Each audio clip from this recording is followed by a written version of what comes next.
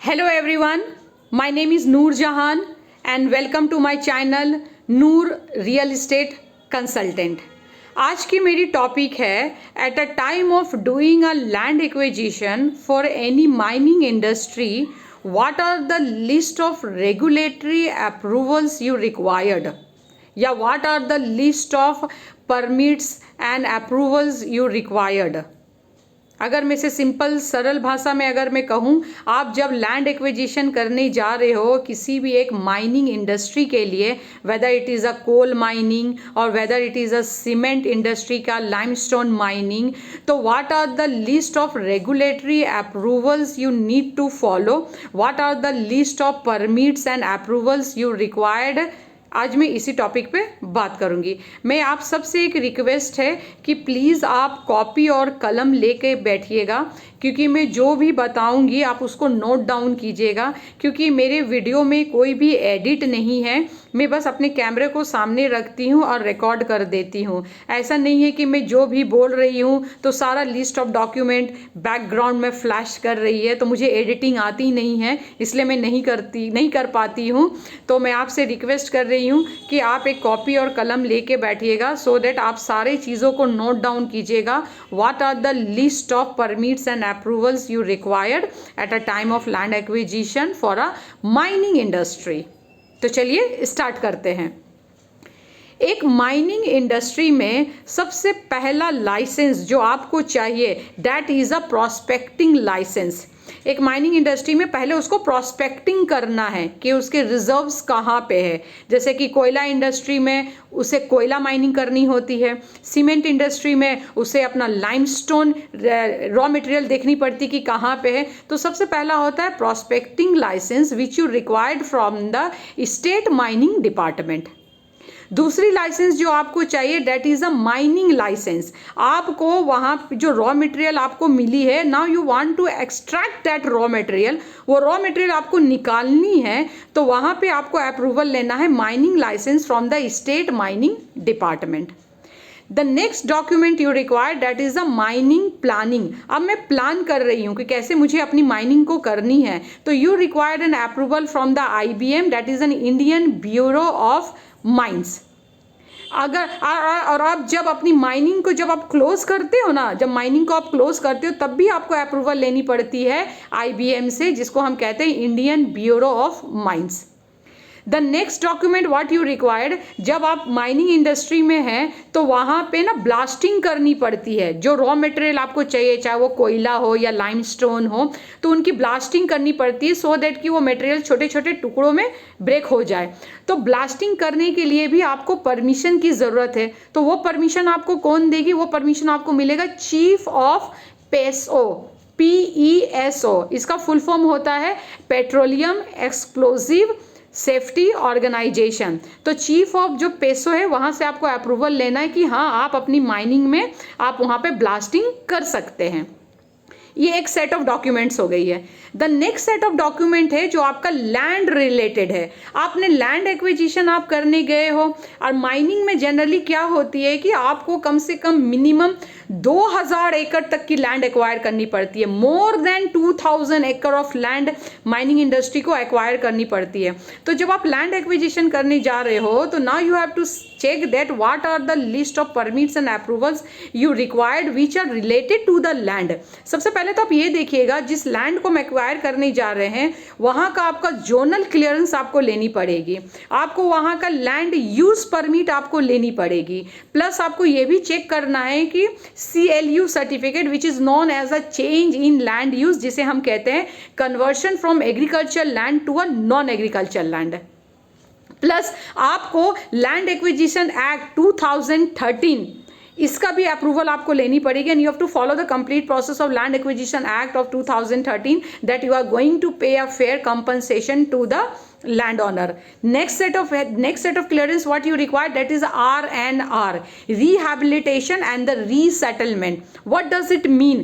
आपने माइनिंग के लिए एक बिग पार्सल ऑफ लैंड लिए हो, तो due to your land acquisition which you have done, there are some families are there which got affected, क्योंकि फैमिली को वो जगह छोड़ के कहीं और दूसरी जगह उसको जाना पड़ रहा है, तो रीसेटलमेंट एंड रिहैबिलिटेशन आपको उसको एक फेयर कंपनसेशन देनी है, प्लस कहीं दूसरे जगह में आप उसको एक हाउस दीजिएगा, कहीं दूसरे लोकेशन में आप उसको ज़मीन दीजिएगा, प्लस आप उसके फैमिली में किसी भी एक मेंबर को आप जॉब दीजिएगा अपनी माइनिंग फैक्ट्री में, सो दैट कि उसकी फैमिली थोड़ा सिक्योर फील करे.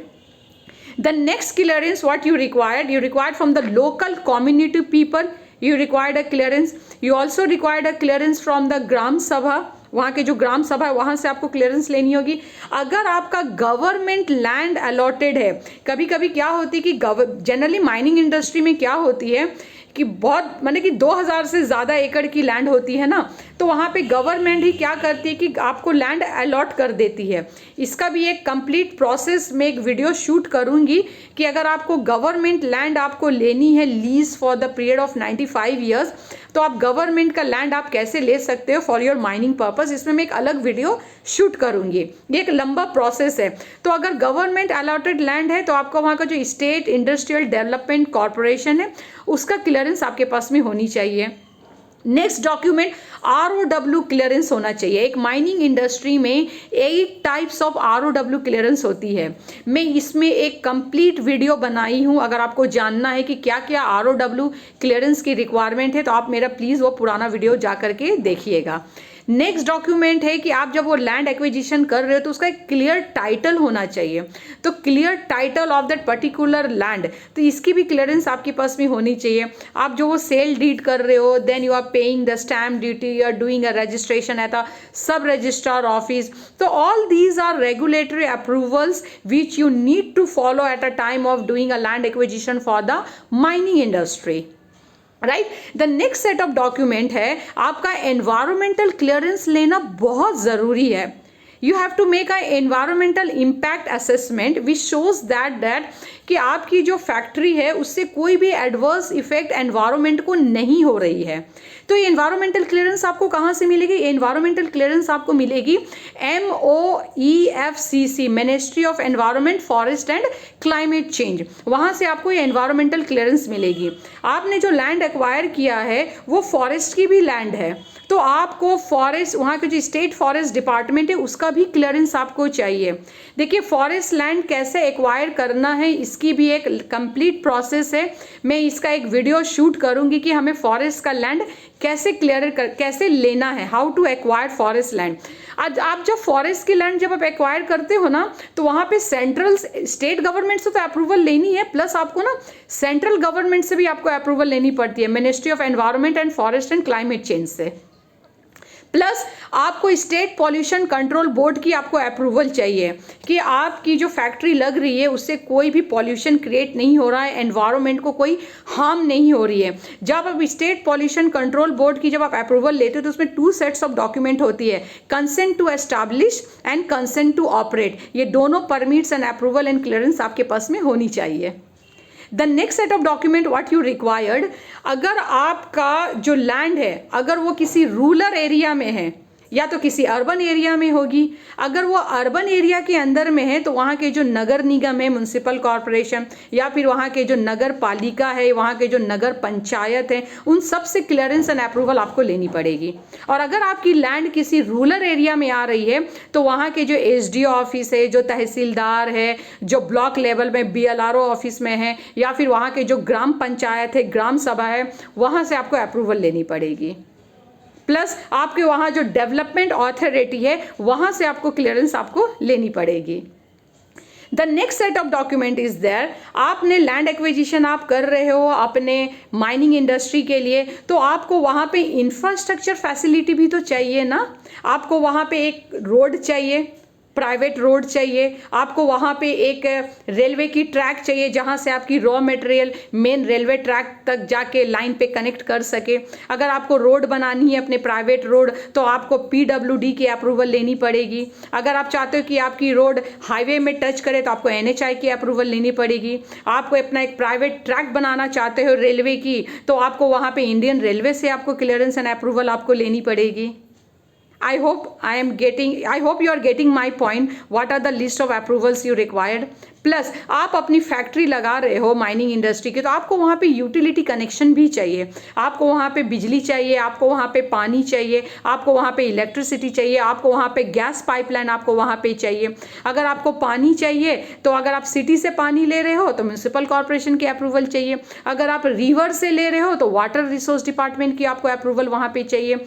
आपको अपने प्लांट के लिए 132 kV का ट्रांसमिशन लाइन चाहिए तो आपको स्टेट इलेक्ट्रिसिटी बोर्ड से अप्रूवल लेनी पड़ेगी। अगर आपको और भी हाई टेंशन लाइन चाहिए तो आपको CEA सेंट्रल इलेक्ट्रिसिटी अथॉरिटी से आपको अप्रूवल लेनी पड़ेगी। आपको नेचुरल गैस पाइपलाइन की कनेक्शन चाहिए